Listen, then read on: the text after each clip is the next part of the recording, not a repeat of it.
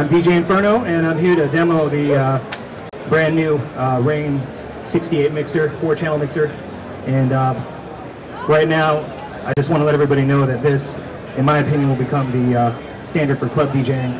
I really think this has everything, not just that a mixer would need, but it's got all the attributes of control over a Scratch Live that allow you to control everything you need to control without touching the laptop. So I'm looking around. I think I see a lot of DJs here. Who's a DJ? There's a lot of DJs. Okay, so of the people here that are DJs, when you DJ, do you enjoy touching the laptop if you can, if you can help it, or looking at the laptop? Most people I know, yes or no? Probably no, right? Because this doesn't look cool. You know what I mean? Or doing this. This is fine. This is still a tactile way to do it. But for me anyway, I was always hoping for a way that you could not necessarily have to touch the laptop all the time. So one example of the features that this offers, and I will start a set here. Just to let you know, this isn't just I'm not just going to talk, but I just want to go through some of the features first. But an example of this control, if you look at the screen here, are these two control strips on the left and the right. Basically give you control over a lot of the really important functions that DJs use all the time. For example, cue points. So right here, I've got 3 cue points set up, Michael Jackson, right? And I can trigger them just by pushing the buttons right here. And I'm not sure if you can see it up there, they're clearly lit, right? So you can see that there are 3 here, and there are 4 on my right side. So that's a really cool feature too, where you don't necessarily have to be looking at your screen to know what's going on, all right? So I can trigger. Yeah, okay, cool. And another feature as far as control goes, which is also on both sides, is the loop feature. So who here uses the loop feature pretty regularly when you're playing out of gigs? Okay, auto loop, anybody use auto loop? All right, we can do manual loops and auto loops on the fly. And just by looking at the mixer here, I can tell if I'm in manual or in automatic mode. And in this case, I'm in manual mode. When it's orange, green, it's automatic. And if you take a look at the mixer right here on the screen, you can see the red square moving left and right. That's the multiplier for beat. So let's just start with 2 and play around with this here. And it's as simple as hitting a button. You guys see it looping? And now changing the multiplier, instead of having to do it here with a mouse, you can now just turn it up and make that whatever you want.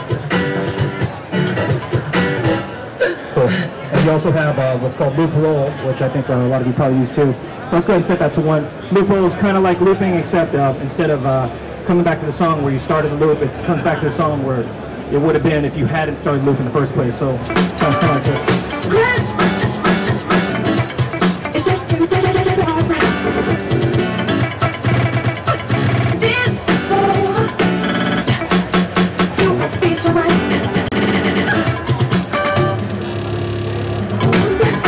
So that's an example of that. One of the most noticeable features right now, you're probably looking at the screen going, that's Serato. What are the other 2 decks doing there? There is now 4-deck control with either 1 laptop or 2 laptops, which is a really big feature in Scratch Live 2.0. And you can load them up from 1 to 4 over here. And another cool feature that you have here, as far as your library is concerned, if you're looking at the screen, it's kind of like it's kind of hard to see all your library because you might be feeling claustrophobic. You hit the spacebar like this, and that's just a different view that you have if you want to save real estate on your screen. And for those that don't necessarily need to look at the waveforms, this is great because it gets the waveforms out of the way, and you can go ahead and mix and go through your library. Another couple of modes to look at as far as viewing modes. If you have album artwork, this is really cool too here. I'm going to hit the space bar so you can see it more clearly. So there's Michael again. Yeah, alright, so you can scroll through and take a look at your artwork, and there's a couple of different views here. If you click on the bottom, there's that view, and that as well. So it's a bunch of different ways that you can go through your library. Cool feature in Scratch Live. Before I get started, I'm just going to talk a little bit more about the effects, which is something that we haven't seen at this level on Mixer. We have 6 DSP effects on board right now, and each one of them has their own beat multiplier. And what's cool about this is it remembers whatever beat multiplier you're at. So for example, if I'm I'm playing Michael again. And I want to add an echo.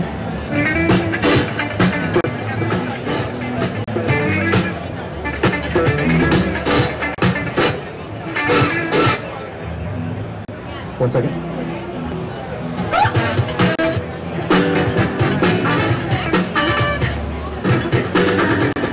There we go. That's a real short beat player. Make it longer.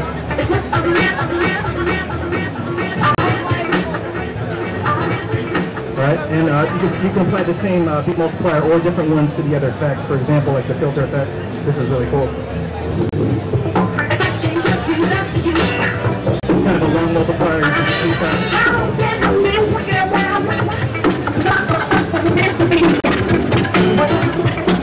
And disengage by pressing the button here. For those who like to play with the filter sweeps and play with knobs and all that cool stuff like this, you've got a filter sweep knob here like this. You get a nice little wah-wah effect that way, and that's really cool to play with on the fly as well. And right here, you know what? Let me show you one more feature here that I've got set up. I'm not sure who here realizes you can record into Scratch Live, or who does this on a regular basis. Maybe with if you have TTM57 mixer, and I think with the SL3, you can record your sets. So like you're playing out in a club, it's as easy as changing this to mix right here, your inputs, hitting record, and now you can listen to your entire night, whatever club you're at or party you're at, critique yourself. It's really good, especially for DJs that are starting out, and even if you're not, just put it up on your podcast or whatever. Really, really, really useful. But what you can also record, if you're trying to use this more as a performance mixer, you can also record, for example, a keyboard riff, and you can load it onto your deck and scratch with it. So an example of that would be like this.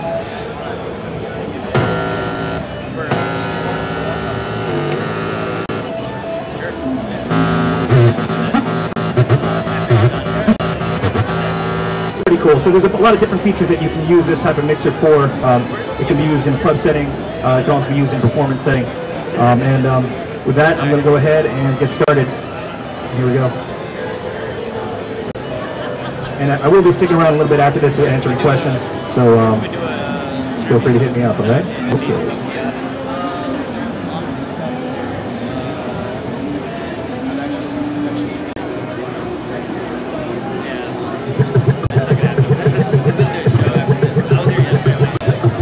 And I apologize, our sub went out yesterday, so we have pretty much no bass. So I apologize for that.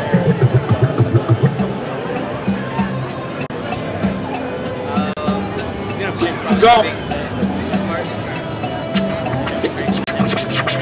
This is a public service announcement sponsored by Just Blake. New folks are rocking for the record.